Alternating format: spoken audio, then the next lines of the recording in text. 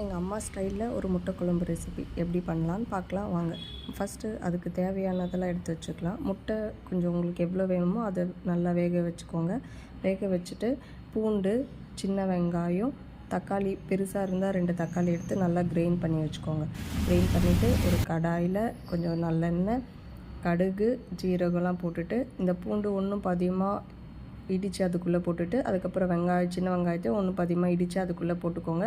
நல்லா அது சாட்டே பண்ணிக்கோங்க. பண்ணிவிட்டு கொஞ்சம் கருவேப்பிலை, அதுக்கப்புறம் இந்த அரைச்சி வச்ச தக்காளி நல்லா போட்டு வதக்குங்க. வதக்கிட்டு அதனோட பச்சை ஸ்மெல்லாம் போகிற அளவுக்கு போனதுக்கப்புறம் கொஞ்சம் உப்பு போட்டு வதக்குங்க. அப்புறம் குழம்பு மிளகாத்தூள், கரம் மசாலா தூள், மஞ்சள் தூள் அதெல்லாம் போட்டு நல்லா வதக்கி விட்டுருங்க. அப்புறம் தேவையான அளவு தண்ணி ஊற்றி அது கொதிக்கிட்டோம், அந்த பச்சை ஸ்மெல்லாம் போகட்டுன்னு வச்சுட்டு இதுக்கு நடுவில் தேங்காய், பச்சை மிளகா, ஜீரகம் ஃபுல்லாக போட்டு ஒரு பேஸ்ட் மாதிரி அரைச்சி வச்சுக்கோங்க. இந்த மாதிரி முட்டை உரிக்கிறதுக்கு யாருனா கிடச்சா முட்டை உரிச்சும் வச்சுக்கோங்க. நல்லா கொதிச்சு